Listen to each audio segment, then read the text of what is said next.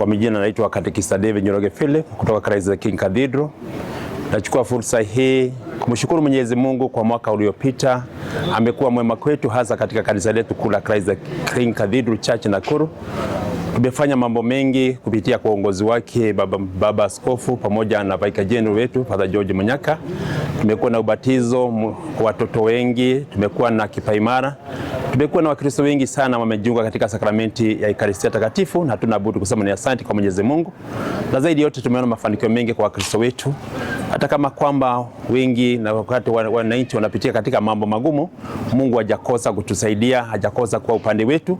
Tunamshukuru Mwenyezi Mungu kwa sababu kwa ubari ambao ametutoa hadi wakati tutakapofuka mwaka huu wa 2026.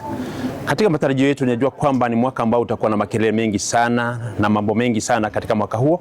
Tungeomba Wakristo waweze kusikiliza sauti yake Mwenyezi Mungu, wasije wakategemea sauti ambazo zitakuja katika hali ya nje na kule kwingine.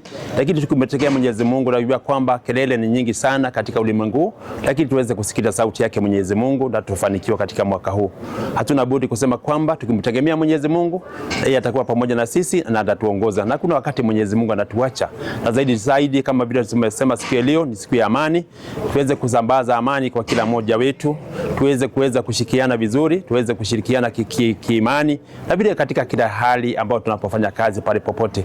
Nawatakia Wakristo wetu wote mwaka mwenye mafanikio, na zaidi tuweze kumtumainia Mwenyezi Mungu tu. Yeye tu ndiye ataweza kutunusuru katika mambo ambayo yanazunguka ulimwengu wa leo.